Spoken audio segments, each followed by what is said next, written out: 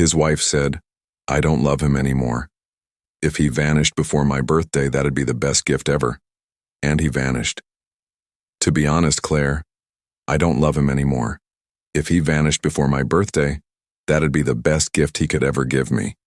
Those were the venomous words Savannah Collins whispered to her friend on the phone, unaware that her husband was standing in the hallway, listening to every syllable of her betrayal. She had no idea the man she just disrespected was already planning to grant her wish and give her the kind of birthday gift she would never forget. What happened next will make you question everything you think you know about love, pride, and revenge. Viewers, what would you do if you overheard your wife saying those words? Would you confront her, or quietly grant her heart's desire? Drop your thoughts in the comments. The evening light slid through the tall windows, touching everything in the Collins house with a honey-colored calm that didn't belong there. Jack turned his key, eased the door open, and stepped inside quietly. He had come home 2 days early. Work had finished ahead of schedule, and for once he wanted to surprise his wife. He imagined her startled smile, the small gasp she used to give when joy caught her off guard. But before he could call her name, her voice floated from the living room, smooth, amused, careless. "I'm telling you, Claire, I don't even love him anymore," she said. "If he just vanished before my birthday, that would be the best gift I could ever get." There was laughter on the phone. Savannah's joined it, light and genuine, the kind that used to make him feel lucky. He stood still in the hallway, the wheels of his suitcase resting against the rug. Her words didn't echo, they sank. Every syllable was measured, deliberate, and they landed somewhere behind his ribs where surprise turned quickly into something colder. She went on, oblivious. "He's sweet, but that's the problem. Too safe. He plans everything. I want something unpredictable for once. I swear, Claire, if he just disappeared for a while, I'd finally breathe." Jack exhaled slowly through his nose, steadying the tremor that wanted to show in his hands. He watched the light flicker across the wedding picture hanging by the door.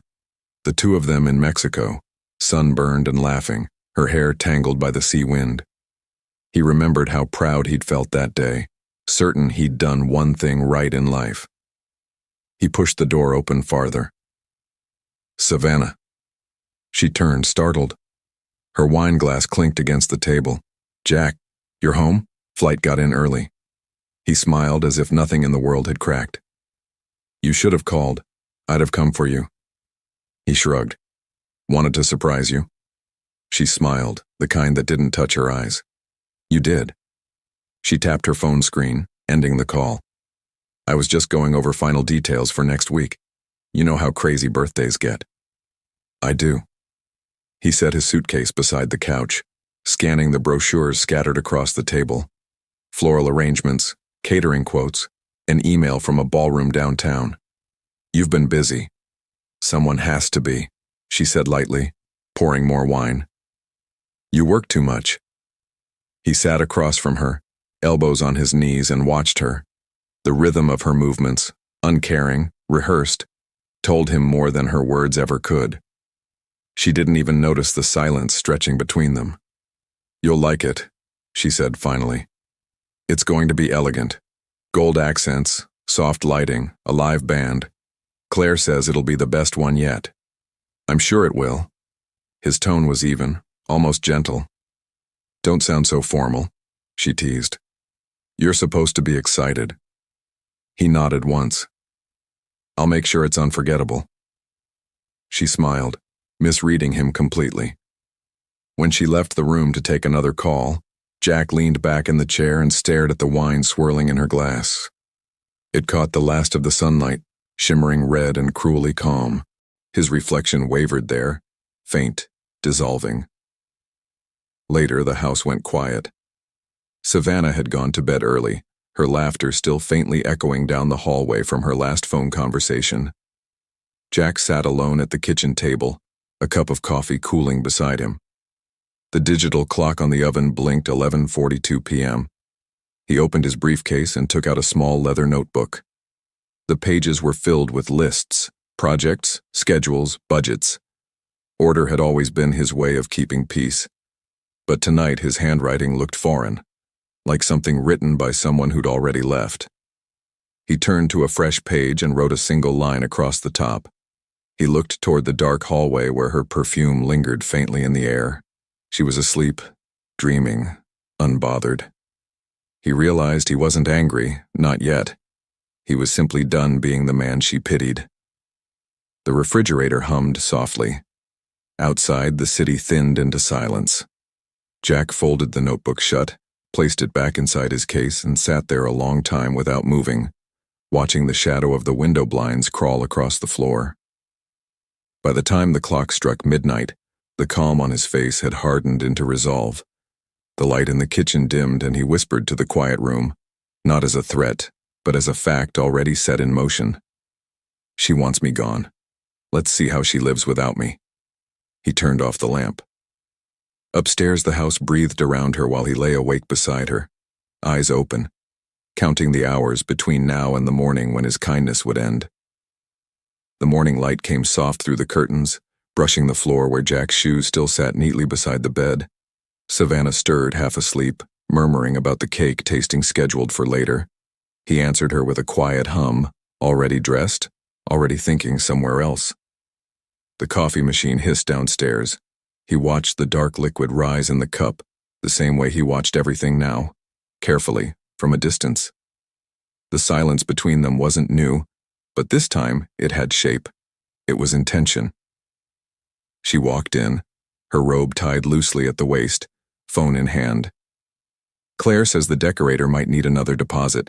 Can you send it? He nodded. I'll handle it. Savannah poured herself orange juice, talking about invitations, the playlist, what shade of gold would best flatter her skin tone under soft lighting.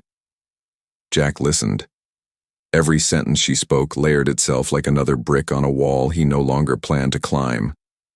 He finished his coffee, set the cup down, and left for work. His office overlooked a stretch of downtown Dallas where the heat shimmered above the asphalt. He stood by the window longer than usual, watching the city pulse. People moving, cars stopping, lights changing. It reminded him of how easily things carried on after endings. By noon, he called the florist and doubled the order for her arrangements. He called the caterer, paid the balance. To anyone else, it would have looked like devotion, but each transaction was another thread in his quiet design. He wanted no argument later about who owned what, who had paid. At his desk, he wrote her name on a yellow notepad. Beneath it, he wrote, 7 days. He tore the page off and folded it into his wallet. That evening, she was on the couch with her laptop propped against her knees, rerunning a highlight reel of party inspiration videos.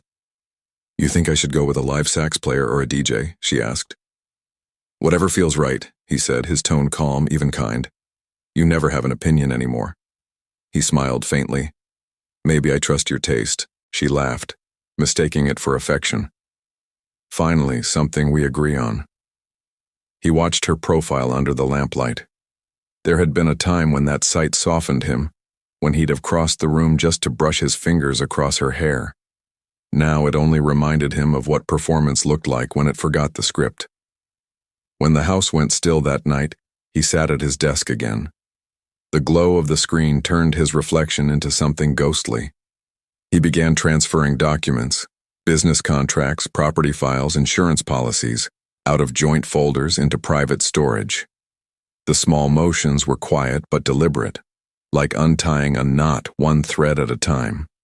He reached for his phone and scrolled to his brother's number. Michael Collins, Austin. He typed a message. Need a place to cool my head for some weeks. Can I crash at your place? The reply came 5 minutes later. Always. Jack set the phone face down and leaned back, eyes closed. The air in the room felt heavy with memory, her laughter downstairs from earlier, the faint scent of her perfume still hanging in the vents. It had all become noise. 2 days later, Savannah's excitement was electric. She floated through the house in new heels, testing her birthday outfit in the mirror. Everyone's talking about this party, she said over breakfast. Even Tyler called to ask if he should bring extra champagne. Jack stirred his coffee. Invite whoever you want. I already did. She smiled. You don't mind, do you? Not at all. He picked up his phone and, while she talked, sent an email to his lawyer. The subject line was simple. Finalized draft. I'll sign before Friday. Savannah's voice carried on in the background, light, unaware, perfectly content in her own reflection. He watched her for a moment, her hair falling over one shoulder, the way she adjusted her necklace, every gesture rehearsed for an audience that wasn't him. He thought, she wanted freedom. I'll give her an ending that feels like one. That night, when she fell asleep, he opened his suitcase. Only half full, but ready. He checked the envelope again, the note folded inside, his handwriting steady and unhurried. Then he slipped it into the inner pocket of his jacket, zipped the case shut, and left it by the door. In the dim hallway light, he stood for a moment listening to the soft hum of the refrigerator and the steady rhythm of her breathing from upstairs. It was all so normal, almost peaceful. He realized that was what made it perfect. The next sunrise would look the same as every other. Only this time it would lead to something she couldn't undo. He turned off the light and went to bed, eyes open until morning. The house was warm with late sunlight when Savannah stepped out, her heels sharp against the tiles, her scent trailing through the hallway. When she finally left for the salon, the air in the house shifted. The faint slam of the front door and the echo of her heels faded down the driveway, leaving behind a silence that felt earned. Jack stood at the window until her car disappeared beyond the hedge, then reached for his phone and called his best friend. He spoke quietly, telling him to come over at once. The house felt different already, still hollow, ready to be emptied. He went upstairs and pulled his suitcase from under the bed. The shirts and papers he had folded earlier waited on the dresser. He placed them neatly inside, added his laptop in a small leather folder, then zipped the bag shut. When he came down, the doorbell rang once. His friend stood there, eyes searching his face, but Jack only stepped aside to let him in. They carried the suitcase out together, the thud of each step on the porch floorboards marking the start of something that had no return. They loaded the bag into the back seat of his car, and Jack brushed the dust from his hands. He handed over the house keys. Tomorrow, he said quietly. At 6 p.m. She'll be gone to the hall by then. Bring the locksmith and the 2 men I paid. Change every lock, doors, gates, garage, and remove everything that belongs to her. I want it outside before she gets back. His friend nodded. No questions asked. The plan had the precision of a blueprint, every piece already set in place. Jack gave him an envelope with cash and a list of names for confirmation. Once you're done, he said, send me a text. They stood for a moment beside the truck, the late afternoon heat pressing against them. The house behind them looked calm, unaware of what waited for it. Jack turned toward it once, his eyes tracing the clean lines of the porch, the curtains she'd picked, the life they'd built. Then he looked away. I'll handle the rest from Austin, he said finally. His friend nodded again and climbed into his SUV. The engine started, low and steady. Jack watched him pull away, then walked to his own car, unlocked the door, and slid behind the wheel. The drive south was long and silent. The highway stretched out beneath the sun, the landscape flattening to a wash of pale color. He didn't turn on the radio. The road noise filled the silence with a rhythm that calmed him more than music ever could. Every mile between him and Dallas felt like air returning to his lungs. He reached his brother's house by dusk. The porch light was already on, and the faint smell of coffee drifted through the open kitchen window. He carried the suitcase inside and went straight to the guest room. Without turning on the overhead light, he opened his laptop at the small desk by the window. The screen's glow was cold and sharp.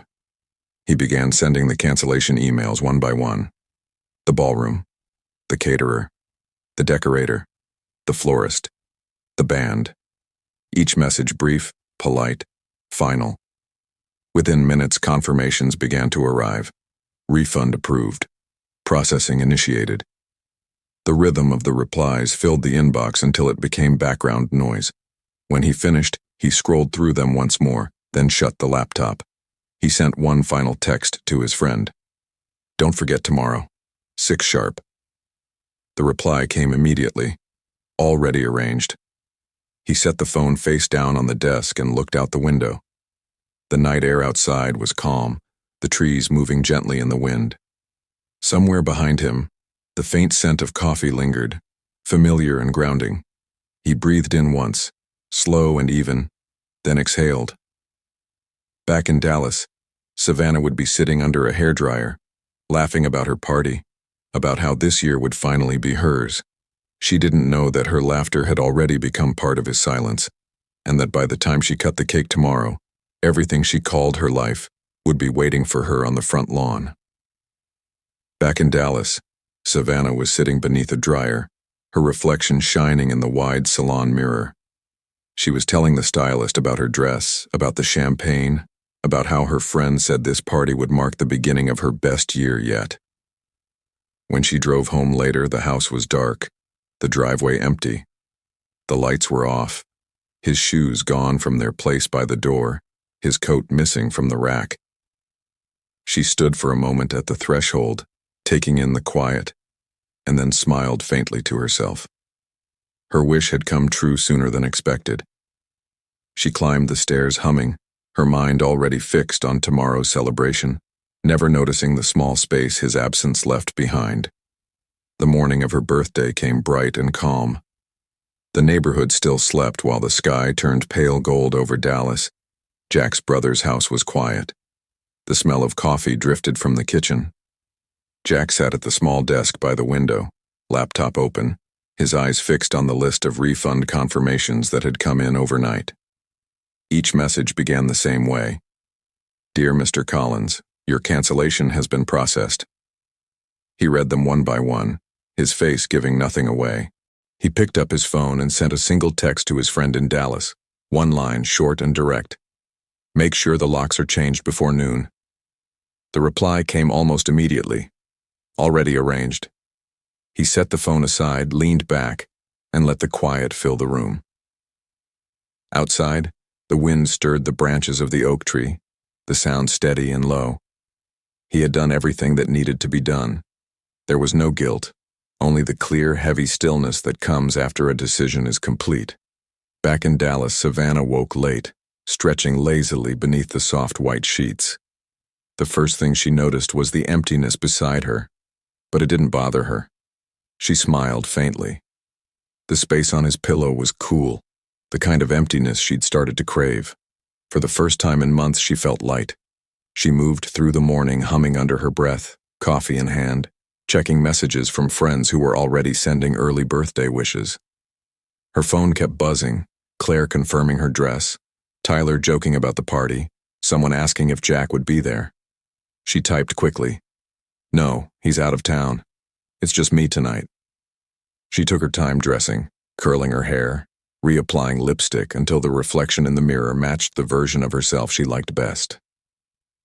By 5 p.m., she was ready. The silver dress she'd picked shimmered softly as she moved. The perfume lingered like confidence. Her friend pulled up in the driveway just as Savannah fastened her earrings. "You look perfect," Claire said when she opened the door. Savannah laughed. "It's going to be a night to remember." They drove through the heart of Dallas, music playing low, the city glowing as dusk settled in. When they reached the event hall, Savannah's excitement rose. From a distance, the building looked alive with lights. But as they got closer, her smile faltered. The parking lot was half full, but the people walking in weren't familiar. There was no banner, no floral arch, no welcome sign.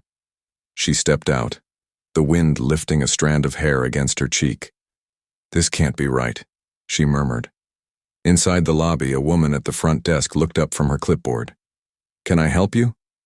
"Yes," Savannah said, her voice steady but tight. "The Collins birthday party, Ballroom B. I booked it a week ago." The woman scanned the list and shook her head. "Ballroom B was released this morning. It's been reassigned for a corporate event." Savannah blinked. "That's impossible. My husband..." She stopped. He paid for everything. I'm sorry, ma'am, the woman said. The reservation was canceled. Refund issued to the account on file. For a moment, Savannah couldn't move. Behind her, Claire shifted awkwardly, glancing at the people gathering down the hallway in suits and name badges. The sound of laughter floated toward them, someone else's celebration. Then, as if the evening had waited for its cue, a courier entered through the glass doors, holding a manila envelope. "Mrs. Collins?" he asked. She turned, breath catching. "Yes." He handed her the envelope, had her sign, and walked away before she could ask a question. Her hands trembled as she tore it open. Inside were divorce papers and a single handwritten note. The ink was dark, the handwriting unmistakably his. "You said if I vanished, it would be the best birthday gift you could get. Happy birthday." The note slipped from her fingers. The edges of the room blurred as she stood there unmoving, the sounds around her distant and wrong. Claire called her name, but she didn't answer. The night she had built piece by piece had fallen apart in a single sentence. Savannah left the hall fast, her heels clattering on the concrete as she gripped the edge of her dress. The street lights blurred through the windshield as she drove, her pulse loud in her ears, the envelope still open on the passenger seat. Every word he'd written burned through her. The cold precision of it, the calm cruelty that didn't need to shout. When she turned into the driveway, the beam of her headlights caught something that made her foot slam the brake. Her suitcases were lined neatly by the gate, boxes stacked beside them, her dresses folded in transparent garment bags. The sight stunned her. The porch light glowed over everything she owned. She got out slowly, the gravel crunching under her shoes. The night air was sharp, carrying a faint smell of rain. She tried the door, twisting the key hard, but the lock didn't move. She tried again, slower, pressing her weight against it. Nothing. The lock had been changed. Her chest tightened. She pulled out her phone and dialed his number. He answered on the second ring. For a moment, she couldn't speak. All she could hear was the low hum of his breathing on the line. Then his voice came, calm and clear. "Hope you enjoyed the birthday gift you wanted." Before she could respond, the call ended. The screen flashed. Call failed. He'd blocked her. The silence that followed was deep enough to feel. She stood there in the driveway surrounded by her life in boxes, the night pressing in. Somewhere down the street, a dog barked once and went quiet. She loaded the luggage into the trunk, her movements jerky, mechanical. She didn't think, just acted. Keys, ignition, motion. She drove toward Claire's house, the same street she'd driven countless times for brunches and parties. When her friend opened the door, Savannah tried to speak, but the words tangled. Claire stepped outside, eyes wide, hesitant. "Sav, it's late," she said softly. "I can't. Not tonight, Daniel is around." The door closed gently, the latch clicking final. Savannah stood there for a long moment before turning back to the car. She tried 2 more friends, their numbers going unanswered. The third picked up, stammered something about not being home, and hung up. She drove to a hotel near the highway, dragging her suitcase to the counter under the bright, sterile light. The clerk asked for her card. She slid it forward, watching the small screen blink. Transaction declined. She tried another card, the same message. Her throat felt tight as she forced a small laugh. "Run it again," she said quietly. The clerk tried, then shook his head politely. "I'm sorry, ma'am." She walked back out, the automatic doors hissing closed behind her. The parking lot was empty except for her car under the flickering streetlight. She opened the door, climbed inside, and pulled her coat around her shoulders. The seat felt cold, the air heavy.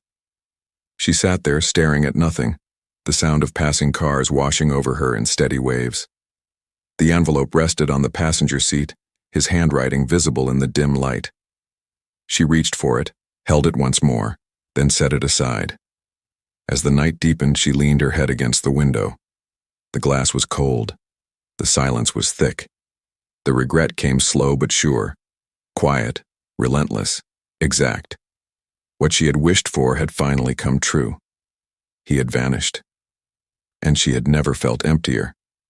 Every action we take in anger or pride eventually writes its own lesson. Savannah believed her words carried no consequence until the man she disrespected turned them into her reality. Her story reminds us that some wishes once spoken can't be undone, and that silence can be the loudest revenge of all. Do you think Collins was wrong to grant her request? If you were in his shoes, what would you do? Drop your thoughts in the comments and don't forget to like and subscribe for more interesting and true-to-life stories.